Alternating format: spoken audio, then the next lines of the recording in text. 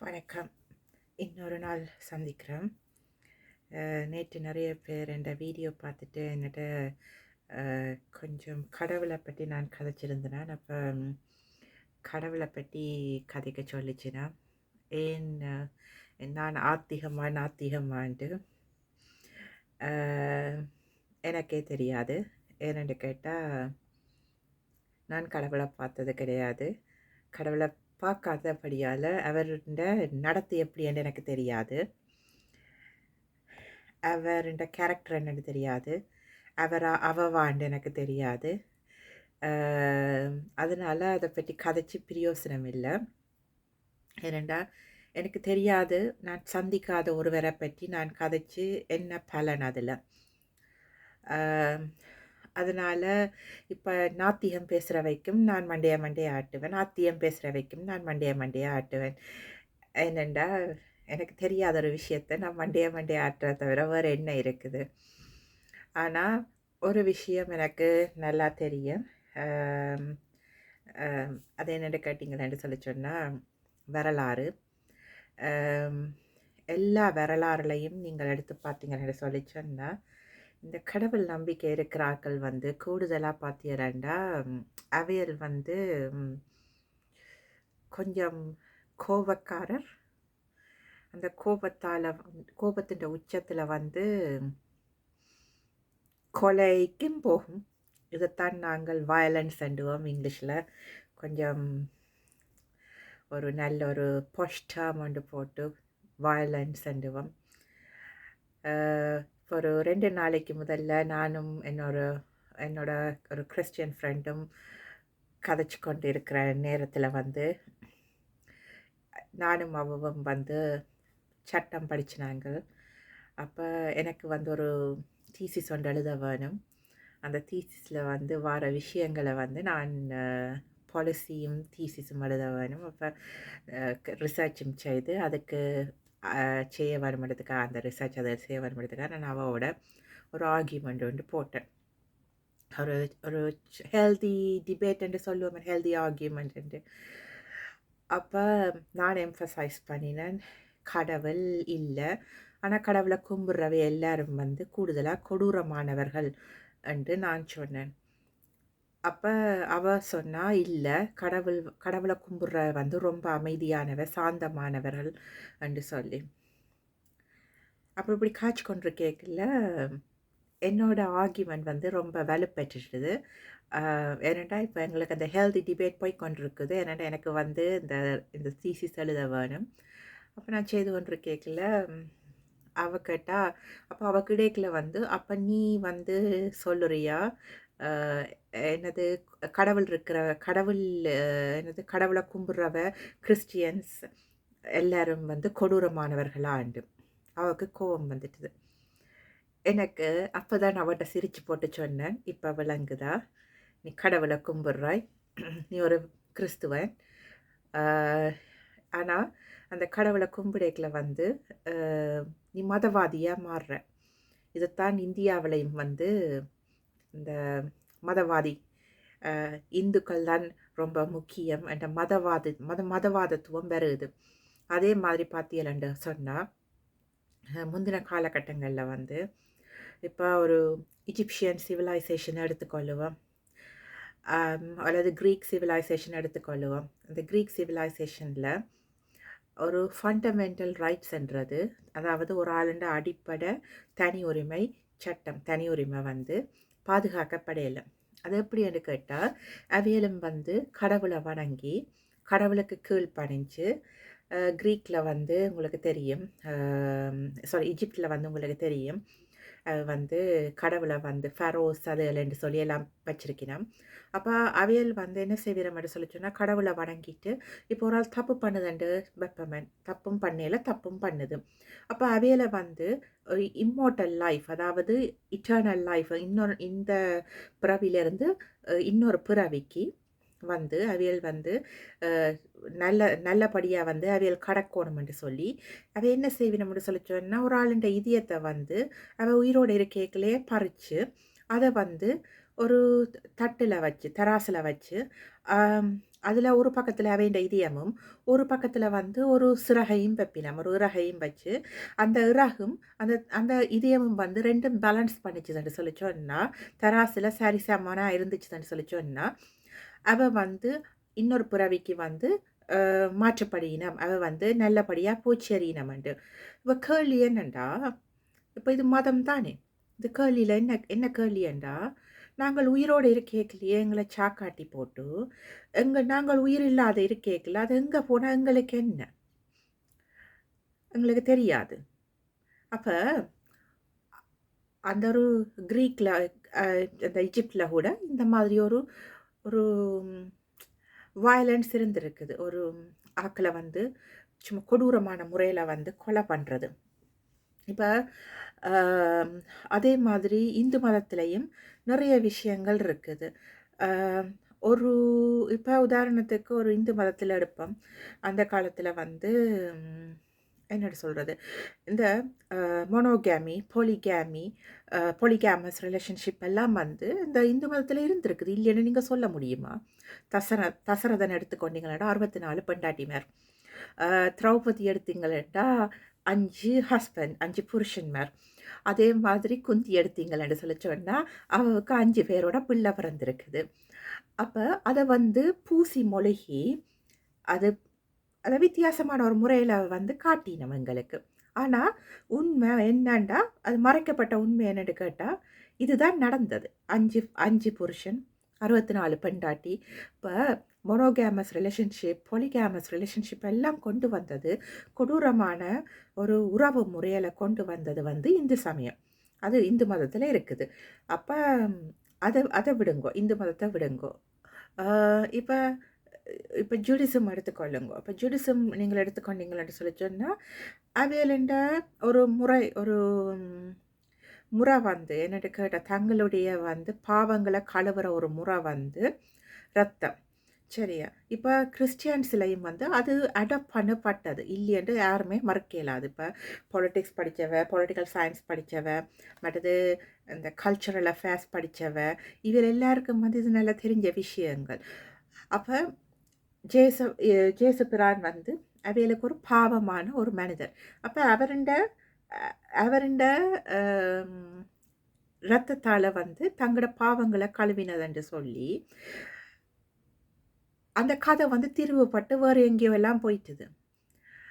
அது கடைசியில இப்ப இந்த கதைய வந்து நீங்கள் வெளியில கொண்டு வந்தீங்களேன்டா, இந்த அப்ப கிறிஸ்டியானிட்டியே ஒரு கொடூரமான ஒரு சமயமா மாறி விட்டுரும். அதாவது ஜூடிசம் ஒரு கொடூரமான சமயம், இது ஒரு கொடூரமான சமயம். அப்ப பொதுவா பார்த்தீங்கன்னா, இந்த ஹிஸ்டரியிலேயே வந்து சமயங்கள் வந்து ஒரு மனிதன வழி நடத்தினதாண்டா ச இல்ல. மகாபாரத போர் வந்திருக்குது. அது அம் பொய்யான கதையா கூட இருக்கலாம். ஆனாலும், அது வந்து ஒரு சமயத்துக்காக எழுதப்பட்ட கதை தானே! அப்ப எப்படி வந்து இந்த கடவுள் இல்லாத ஒரு கடவுள், நாங்கள் பார்க்க இயலாத ஒரு கடவுள், சரி, அவர் இருக்கிறாரு. எங்கள விட ஒரு சூப்பர்ஸ்டிஷியஸ் பவர் இருக்குது. அந்த இல்லாத ஒரு கடவுளுக்காக நாங்கள் ஏன் எங்கள போட்டு அழிக்க வேணும்? என்னத்துக்காக? இன்றைக்கும் இந்த பலஸ்டைனும், இஸ்ரேல் போரும் என்னத்துக்கு நடக்குது? ஏன் அமெரிக்கா வந்து சப்போர்ட் பண்ண வேண்டிய அவசியம் என்ன? தங்களோட ஜெருசலேம விட்டு குடுக்க இயலாது. அதுக்கான அங்க வந்து அது வந்து ஒரு ஹோலி லேண்ட். அதே மாதிரி இப்ப இந்தியால வந்து மற்ற மதங்களுக்கு வந்து நல்ல மகத்துவம் இல்ல. பிரச்சனைகள் எந்த நேரமும்.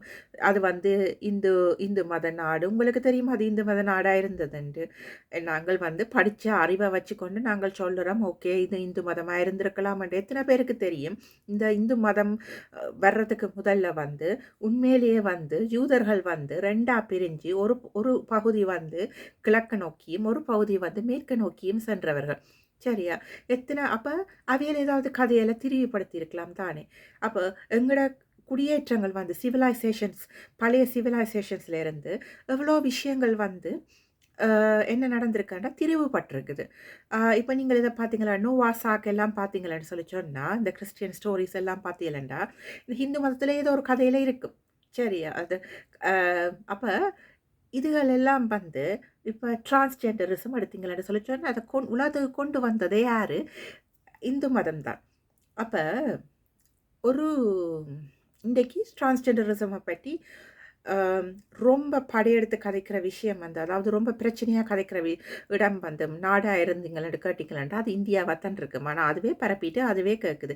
எங்கே இந்த டிரான்ஸ்ஜெண்டரிசம் வந்தாண்டு கேட்குறீங்களா? அதாவது விஷ்ணு வந்து மோகினியாக மாறினதான் நான் சொல்லுறேன். சரியா? அப்போ அதுக்கு டிரான்ஸ்ஜெண்டரிசம் இல்லையாண்டா அப்போ வேறு என்ன?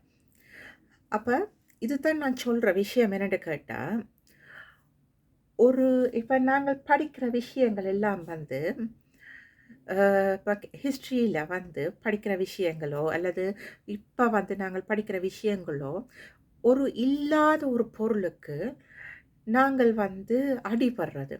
இப்போ இஸ்லாமிக் லா எடுத்தீங்களா இன்டர்நேஷ்னல் லா அது வந்து ரொம்ப ஃபெயிலியர் ஆகிறது காரணம் வந்து இன்டர்நேஷ்னல் லாவில் அதுக்கான காரணம் என்னென்னு கேட்டிங்களான்னு சொல்லி சொன்னால் இப்போ சட்டத்தை வந்து நீங்கள் இப்போ ஒரு லேண்டை அடிபடுறீங்களான்னு வையுங்களேன் அந்த லேண்டை அடிபட்டு அந்த லேண்டுக்காக போராடுறீங்களா அந்த லேண்டை யாருக்கு மேலே டிஸ்பியூட் பண்ணுவீங்கன்னு கேட்டால் எல்லாருக்கு மேலே தான் டிஸ்பியூட் பண்ணுவீங்க. அப்போ யோசிச்சு பாருங்கோ. அப்போ இல்லாத ஒன்றை நாங்கள் என்னென்று நாங்கள் இருக்குதுன்னு சொல்ல முடியும். அப்போ இதை வந்து இப்போ நான் உங்களுக்கு யூடியூப் மூலம் நான் இதை போடுறேன். அப்போ போட்டேனண்டா என்ன பைத்தியமாக யோசிப்பினம் ஏன்னு கேட்டால் இதில் இருக்கிறதெல்லாம் அப்பட்டமான உண்மையாயும் இருக்கும்.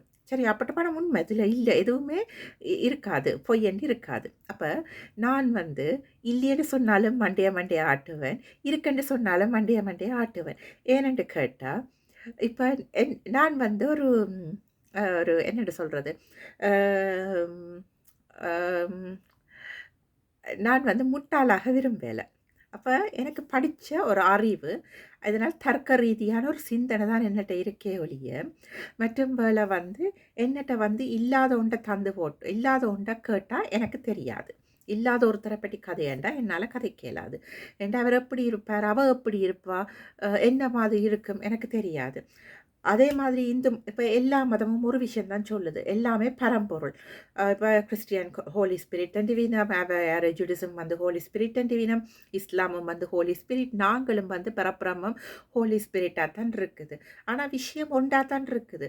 ஆனால் நாங்கள் கடவுளை வந்து ப்ரைவேட்டைஸ் பண்ணி போட்டு கடவுளன்ற ஒரு ஆள் இருக்கிறார் அவரை ப்ரைவேட்டைஸ் பண்ணி எத்தனையோ ஆயிரம் சமயங்களை கொண்டு வந்து எந்த சமயம் தான் நல்ல பயப்படாதீங்கோ நீங்கள் எந்த சமயத்தை கும்பிட்றீங்களோ அந்த சமயம் தான் உங்களுக்கு அது வந்து பெரிய சமயம் அதை எடுத்துக்கொள்வோம் சரியா? அப்போ அந்த சமயம் வந்து பெருசுன்னு சொல்லி இருக்கிற மனிதர்களை வந்து நாங்கள் எவ்வளவு கஷ்டப்படுத்துகிறோம் துன்பப்படுத்துகிறோம். இப்போ இந்த வெள்ளைக்காரர் எடுத்துக்கொண்டீங்களே எனக்கு சில வேளையில் சிரிப்பு வர்றது என்னண்டா எனக்கு இங்கிலீஷில் 2 வார்த்தை ரொம்ப பிடிக்கும். ஒன்று வந்து டாக், 2வது வந்து இம்பாசிபிள். அந்த 2 வார்த்தையிலையும் என்ன இருக்குன்னா இம்பாசிபிள்லேயே ஐ ஆம் ஐ ஆம் பாசிபிள்ன்ட்டு இருக்குது. அப்போ நீங்கள் ஒன்றுமே ஏலாது என்று சொல்கிற விஷயத்திலேயே ஏலும் வண்டி இருக்குது. அதே மாதிரி இப்போ நீங்கள் அந்த டாக் எடுத்து அதை ரிவர்ஸ் பண்ணீங்களேண்டா அது காட். சரி அப்போ இங்கே வந்து எல்லாரும் வந்து நாயோட திருவினம் அந்த நாயோட திரிஞ்சு போட்டு என்கிட்ட கடவுளே இல்லையண்டு வினம் எனக்கு சிரிப்பு வந்துடும். ஏன்னு கேட்டால் கடவுளே உன்னோட தான் இருக்கிறார் ரிவர்ஸில் இருக்கிறார் அவ்வளவன் தான் சரியா? அப்போ என்னிட்ட கடவுள் இருக்கிறாரண்டா அதுக்கும் ஆன்சர் இல்லை கடவுள் இல்லையண்டா எனக்கு அதுக்கும் ஆன்சர் இல்லை. எனக்கு தெரிஞ்சதெல்லாம் தர்க்க ரீதியான சிந்தனை. எவ்வளவுத்துக்கு வந்து இப்போ நான் என் ஃப்ரெண்டோட கதை கேட்கல அவருக்கு எவ்வளோ கோபம் வந்துச்சுதோ நான் கதை கேட்கல. ஒரு அப்போ கிறிஸ்துவன் எல்லாரும் வந்து கெட்டவையா அப்போ இப்போ உலகத்தில் வந்து எடுத்து பார்த்தீங்களாட்டா முக்கியமாக இந்த இந்த கிறிஸ்தவர்கள் தான் வந்து கூடுதலாக வந்து சண்டைக்கு போகிறது. இப்போ அது ஆர்த்தடாக்ஸாக இருக்கட்டுக்கும் அல்லது கிறிஸ்டியன்ஸாக இருக்கட்டுக்கும் இஸ்லாமாக இருக்கட்டுக்கும் எல்லாரும் பிடுங்கப்படுறது. அப்போ சமயம் வந்து மனித உரிமைகளை வந்து பேணுதான்னு கேட்டால் சத்தியமாக கிடையாது. ஒரு தனி மனித சுதந்திரத்தை வந்து பேணுதான்னு கேட்டால் கிடையாது.